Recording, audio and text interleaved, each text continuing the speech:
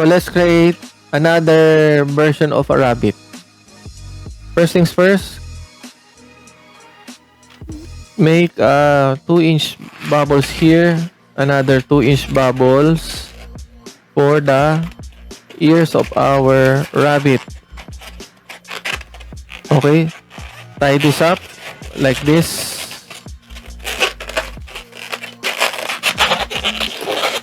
Just like that. Now, let's create 3 1-inch bubble. Just like that. Another 1-inch. And one more bubble. So we have 3 1-inch bubble here. Put these 2 1-inch bubble together. And put it here. Happy birthday. Put it here, but before you put it here, before you put this portion, you need to twist this like an ear twist. So in this instance, we created the head. See, here's the difference. This is the cheek of the rabbit.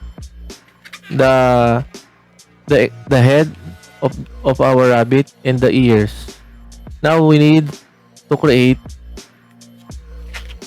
the cutie nose of a rabbit. So we need to create 1-inch bubble here.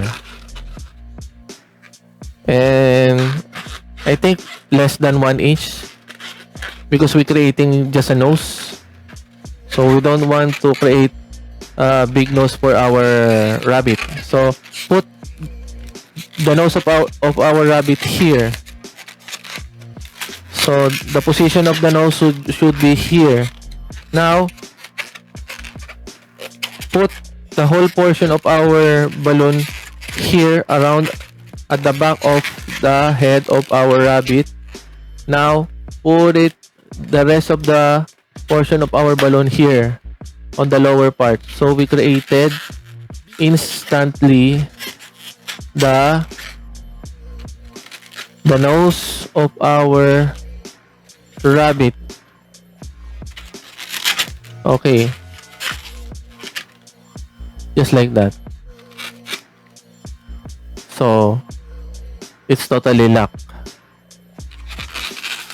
Okay, hope you got that. Okay, for the arms, all you need to do is create 2-inch bubble here.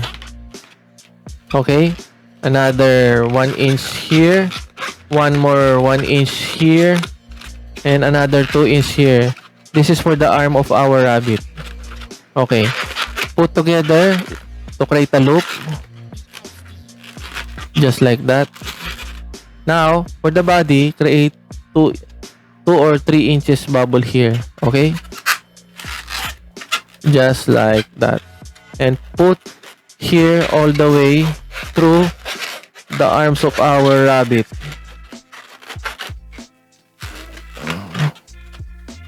Alright. Now for the feet, all you need to do is create a loop. Just like this. Create a loop just like this. And create... Okay, let's just say we need to balance this area for the tail of our rabbit. So you need to decide, because a typical tail of a rabbit, it should be short. So let's just say create a loop approximate 4 inch here. So we created instantly a small tail for the rabbit. Just like that. Alright. So instantly we created a new version of a rabbit. Okay, I think we're finished here. I think this is the right position. We need to turn this around. Tada! Hope you like this.